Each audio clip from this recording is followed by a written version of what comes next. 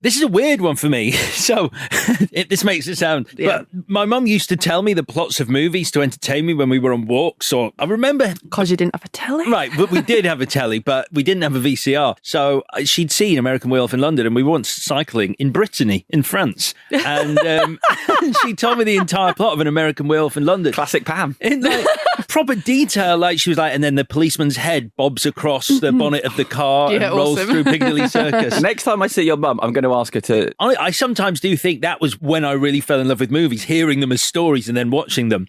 But the first time I actually saw this, I got as far as them. I was about 8 years old. I got as far as them walking on the moors and the howl. And I was like, even though I loved watching movies that were too scary for me at that age, I checked out. I think you got your timing right because it was about to turn particularly nasty. Yeah. Yeah. Landis, he's got this idea, but he's really obsessed with the idea of a more realistic transformation scene. So the scene in which David turns into a werewolf. So he never understood why in werewolf films that have gone before, specifically the Wolfman from the 40s, the character sort of sits there and lets this transformation happen. And he wanted to show the full transformation, make it painful to watch. He's worked with Rick Baker. Was it on Schlock, which I haven't seen? You're not missing much. Oh, really? Oh, okay. It's kind of a dumb student film with a bloke dressed as an ape. John Landis is Schlock in it. He's the guy dressed as the ape thing. Really, yeah. No one is safe from Schlock. Schlock. Schlock.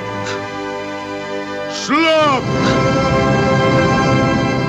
I mean, what's interesting is because Rick Baker was like, yeah, I'm up for it, but I need to start work on the actors' body mouldings like ASAP. So that meant they were casting the actors fairly quickly because Rick Baker needed to like get ahead of everything because there's so much work involved. So David Norton is known to everyone as the face of Dr. Pepper, which I was unaware of. I didn't know that because in this country in the 80s, did we even have Dr. Pepper? I'm not sure. I think we did. I remember it being a big deal when it was at McDonald's. There was a big push with that whole "what's the worst that can happen" ad campaign about sort of 15 years ago. But that's all I remember. Did you watch the advert, though, that he was in? He was in one advert. I saw a still of it. It's very annoying and very catchy. I can see why that was a huge advert in America. I'm a pepper, you're a pepper. Oh, so this is the thing that I'm a pepper. So apparently John Landis says to him, we're both peppers. I was, like, I was reading, I was like, what does that mean? Both peppers? What does this mean? I'm a pepper, he's a pepper, she's a pepper, we're a pepper. Wouldn't you like to be a pepper too? I'm a pepper, he's a pepper, she's a pepper. If you drink Dr. Pepper, you're a pepper too. Be a pepper, drink Dr. Pepper. Be a pepper. And John Landis did write a script for the sequel, which followed The Doctor, the Nurse. Oh, did it? Yeah, he wrote it and he sent it to the studio and he says they fucking hated it. Wow. So he went, just do Fuck you then. He actually said, do what you want then, but send me the money. Yeah. Yeah. I haven't except it made no money. I've not seen Well, I don't think it Harris was anything one. to do with that. Very but forgettable. Very forgettable. It's weird, isn't it? Yeah, like really forgettable.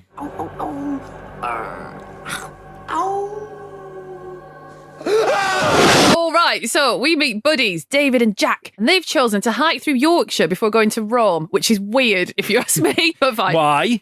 Yorkshire's bloody lovely. Yorkshire's bloody lovely. Yeah, no, it is lovely. I think if you've got 3 months to travel around Europe, Start in Rome.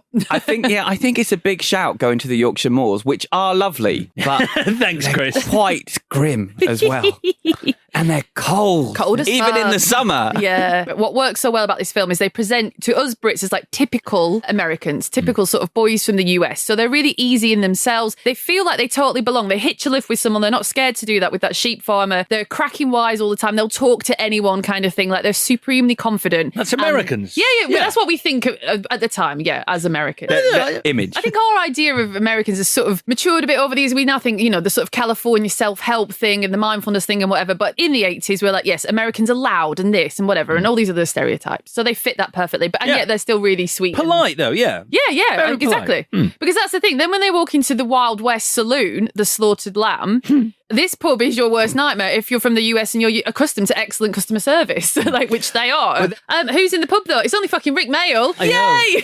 Do you know how he came to be in the pub? I do, but would you like to say? No, you tell us. So John Landis goes to the Comedy Store and sees Rick Mayall and Ade Edmondson and, quote, they were basically just screaming at each other, which is amazing. And you can imagine that. So he offers them a part. The next day, Rick Mayall turns up, but Ade Edmondson doesn't because he didn't believe him. So he's like, oh, well, you just be in it then. Brilliant. But he didn't have a part for him. In hindsight, isn't it such a shame he he doesn't have a line. It's a real shame. He gets to laugh, but you're like, oh, it's Rick Mayall. But I think John Landis says he fell in love with his face, and that's why there's so many shots of Rick Mayall just leering. Yeah, that's what he does best. Hey, Yeah. it's great.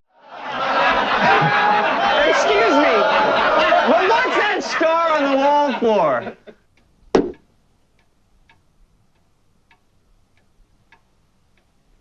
So anyway, they've been kicked out. They're told to keep clear at moors, but they fucking don't, do they? They wander right onto that moors, and they're still making jokes, and they're still situated in their own Americanness, and everything's going to be fine. You love how casually, like, as you're watching, you just sort of watch their footsteps. They don't consciously go or like verbally say, there might be a shortcut or anything stupid like that. It's just a very sort of, like, they don't even realise they're veering off the road. Well, they're singing, aren't they? They're concentrating on the stupid jokes they're making. Yeah, and which takes them off the path. And so they do hear a terrifying howling, is this when you switched off? When you one of the greatest werewolf howls in history cinema. Do you want to know what it actually is? Yes, please. It's a pig farm recorded from a distance, in quote marks. I don't know if that. I don't know. We're not allowed near the pig farm. Like, John Landis, get off my farm! Running at it with a tape recorder. Listen. Do you hear it? I heard nothing. So we're in hospital. Let's talk about makeup. So there's a quick wolf face in bright light when David is having these weird dreams. And it's amazing. Like, it's, I'm watching this. I know the very famous transformation scene. I'd forgotten about this bit. And it's so scary. And it looks great. And no one's hiding in the shadows. It's awesome. And it's awesome for the time. And it's still good now, I think. And Jack turns up looking dead as fuck, which is great also. But the story moves on. So he's imploring David to kill himself before he transforms into a werewolf at the full moon and hurts other people. I love it. It's such an ingenious idea, having a funny corpse reappearing throughout the movie. And getting progressively more decrepit. Yeah. I've only ever seen this in one other film, which was the recent attempt at the Dark Universe version of The Mummy, where Jake Johnson's character reappears to Tom. I mean, it's a direct steal, and he's more and more decrepit as the movie goes on, and he talks to him. Your parents came to my funeral. I was surprised at how many people came. Well, why should you be surprised? You were a very well-liked person. Yeah, I was, wasn't I? Well, I liked you. Enough of that, because it's sexy time. So you're not going to touch on the Nazi fucking demon dream. Yeah, it's brilliant. That blew my mind. I could not remember that from the first time I watched it. It's horrifying. It is horrifying. How did Jim Henson let that happen? Isn't that you can't get Disney obviously own the Muppets now. You can't imagine Disney saying, "Oh yeah, just put our thing there." Nazis, you say? Oh, yeah. Absolutely. A family getting Why mowed did you down. even ask? Yeah, of course you can do that. I mean, because obviously there's a connection here because Frank Oz appears earlier in the film as this man from the embassy. He was always the voice of bureaucracy, I think, in John Landis films because he was the corrections officer in Blues Brothers. Yep. But yeah, it's a really strange decision for Henson. But it's unlike you, that has stayed with me. That is one of my abiding memories of this film. Is just the Muppets suddenly switching to Gestapo monsters murdering kids. Yeah, it is horrifying. Hello? Have you been up long? I've just had a nightmare. Not to worry, I've just the thing.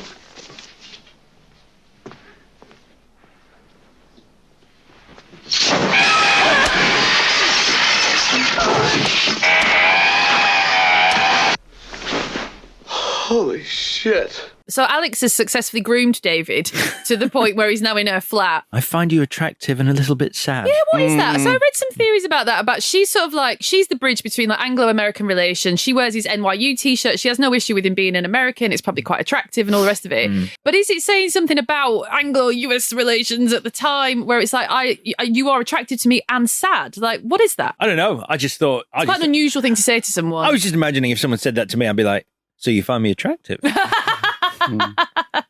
David's in the flat by himself because Alex hasn't given him a key because he's a sex slave. So then the tension is he going to turn into a werewolf? And so Bad Moon Rising plays, which is a brilliant, cracking song, but does it undercut the tension a little bit? because it's just like a fun tune. I like the music choices because they're so off kilter with the rest of the film. Yeah. They're obviously too on the nose, but I feel like they're driving the narrative. They're driving the story. So I feel like he's trying to build anticipation by doing it. So yes, it does tell us where it's going, but I don't mind that. I mean, it was interesting. I listened to the commentary. There's a lovely commentary that Griffin Dunn and David Norton do together, and they sound like they really get along, although they do get lost watching the film a bit too often. You're supposed to talk over it, lads. Jack. Oh, look at Jenny. Mr. Kessler? Mr. Kessler? I'm going to look into your eyes. She'd never would go out with me. But they were saying here, it feels like, and how he played it was like a junkie waiting for the drugs to kick in as he's walking around. Like there's something Feels like that. Yeah, flowing true. through his blood. That is true. Can't settle, changing TV channels.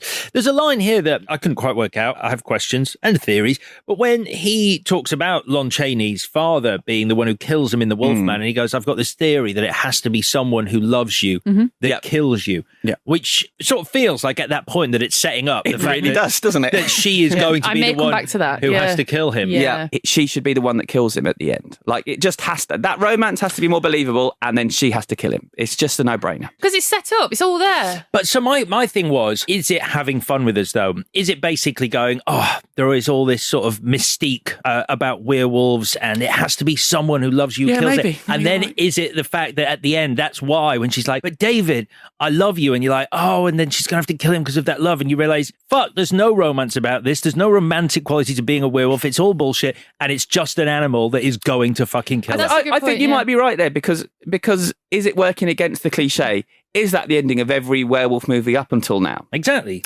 Yeah. So maybe I think it is a red herring. It's put in there on purpose. That's really interesting. Yeah, I think Jesus Christ! Without a dream. God! Fire! But then the transformation is upon us. So here it is, one of the most famous scenes in cinema history, maybe? Yeah, I would say so. It's fucking awesome. His limbs elongate, his spine pops, his body lengthens, then the snout pops out. It's amazing. It took a week to film. He was like pinned to the floor. It's just incredible. I've seen it a lot of times before, and the sounds, the crunching and the popping noises, and he's in a lot of pain. It's fantastic. And it delivers on everything that John Landis wanted. And it's all happening in that harsh light. Yes. That's the key, isn't it? And there's no one he's cutting away to. You know, he's cutting around him, but it's brutal for Rick Baker. You can't make a single mistake here. And he nails it. And it's fun hearing how they did stuff behind the scenes, like syringes with plungers. They pushed the plunger, and that's how the fingers got longer. It was just a syringe and a bit of rubber pushing it out. And just really simple, practical stuff. Yeah. But as he said, he had 10 years to prepare for this. Yeah. Well, he talks about building all the equipment for it, and he was like, it was months and months and months. And I get there on set, and we do it, and the sequence lasts about 10 seconds. And John Landis goes, "Cut, we got that." And it's like this sort of weird thing where he's like, that was like months. I didn't know what his point was. Has he not been on a film set before? That really confused me. Or the hair growing. He simply pulled the hair backwards through the thing and then played it forwards, played it the way around. It's like, it's all so simple when you know how they're doing it, but it's just brilliantly put together. Yeah. The very first makeups I ever did were just grease paint makeups, where you just take your standard grease paint material and use it as an artist paints a picture with highlights and shadows, light colors and dark shadows to create and contour the shape. And my father, who's a fine artist, actually taught me how to use that. The principles are the same. Ooh. What were you like when you were 10 years old? Pretty strange. I think he looks really good. I love the fact it's on all fours. I love the fact that John Landis said to him, I don't want a biped werewolf. I want a fucking demon hound from hell. Yeah. This werewolf is the scariest wolf in cinema. Because that's the thing, that when he's off on his rampage, when he goes to the river and there's the community of homeless people, I didn't find that scary because we're in a wide open space. And so your human brain is like, okay, if that was me, you could jump into the river or whatever. But the bit on the underground, even though the businessman is a bit of a dick and all the rest of it, and it's weirdly empty for the Northern Line or whatever, it's so scary seeing an animal on all fours at the bottom of the escalator because it's so alien. That's it. Yeah. That shot That's the best is bit. Unbelievable. That one shot where you're looking down the escalator and the wolf appears at the bottom, which is probably my favourite shot in the movie. But there were other scenes where, you know, you're looking down the tunnel on the tube and you feel that the wolf is going to round the corner, and it doesn't. Yeah. There were actual shots of the wolf rounding the corner. And to my mind, I think it would have been fucking awesome to see it round that corner. And I have no idea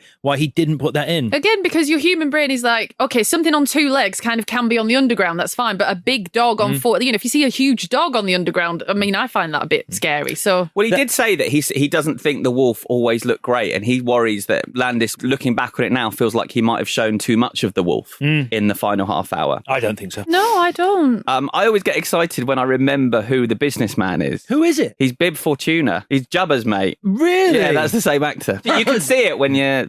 Sorry, geeking out. Way too geeky. I knew Alex would like it. That's great. He's no Jedi. And then Alex arrives, and there's this huge police cordon, but they're like, on you go, love, no problem there. Like, she pushes through. I don't think you're allowed to do that. I think the point of it is no one goes past this line. I mean, she's nimble. And she walks very slowly down the alley. She's like, I've got this. Maybe I missed it, but Dr. Hirsch just needs to say, she can deal with this, police officers, and they'll go, okay, love, it's up to you kind of thing. But yeah, but she can't. No, she can't. So what does she say? She's like, I love you. And then he has a think about it, and he's like, no, I'm still going to eat you. So, I don't think he even has to think about it. I think that it's the fact that, like, it's just waiting for its moment. There's no thought process where he's gone now. There's no David in there. Exactly. Oh, I didn't read it like that. Yeah, I read it like she's just an idiot for thinking an actual werewolf. I think he's in there. He's a wolf, but he's in there. No. And her saying that connects with that human part of him for a second, and then the wolf bit takes over. You would have, in my mind, the head tilt on its side like a dog assessing something. If that was the case, I think she's made the mistake of thinking there's any part of David in that animal. Yeah. But anyway, he then gets shot to pieces by the police, and that's the end of the film. And then those credits come in. Yeah.